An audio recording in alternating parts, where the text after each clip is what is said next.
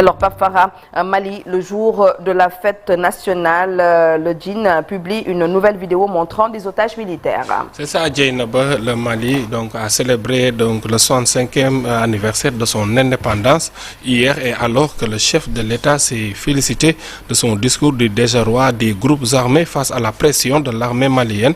Le Jenin, groupe terroriste proche d'Al-Qaïda, a opportunément publié une nouvelle vidéo de propagande montrant plusieurs otages militaires maliens et burkinabés capturés parfois depuis quelques années. Parlons tout à l'heure ce que disait Serif. La France a officiellement reconnu l'État palestinien. Hier, le 22 septembre 2025, le président français Emmanuel Macron a fait cette annonce lors d'une prise de parole depuis la tribune de l'Assemblée générale de l'ONU à New York. Il a également proposé l'ouverture d'une ambassade de France en Palestine à condition de la libération de tous les otages et d'un cessez-le-feu. De ce fait, devant plusieurs frontons de mairie en France, flottait le drapeau palestinien. Parlons également de la guerre en Ukraine, et aussi l'un des sujets abordés cette semaine lors de l'Assemblée générale de l'ONU à New York. L'Estonie avait demandé une réunion d'urgence du Conseil de sécurité après l'incursion d'avions de combat russes dans son espace aérien. Encore une fois, la Russie nie toute responsabilité et l'ONU reste impuissante. Les États-Unis ont assuré qu'ils défendront le territoire de l'OTAN. Et restons toujours donc aux États-Unis, Djeynaba. Les différentes attaques sur la liberté d'expression touchent aussi les médias étrangers. L'administration Trump projette d'amputer la durée des visas accordés aux journalistes étrangers. Actuellement valable pour 5 ans, ces visas passeraient de 240 jours de validité et même 90 jours pour les journalistes chinois.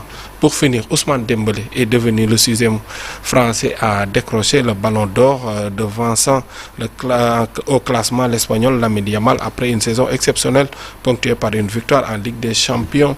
L'attaquant du PSG entre au panthéon du football. Lamine Yamal, donc meilleur jeune, une récompense individuelle qui rejoint celle des meilleurs gardiens Gianluigi Donnarumma et du meilleur entraîneur Luis Enrique pour consacrer la fantastique saison du Paris Saint-Germain chez les femmes, alors que pour la première fois, le jury a décerné tous les équivalents féminins des trophées masculins.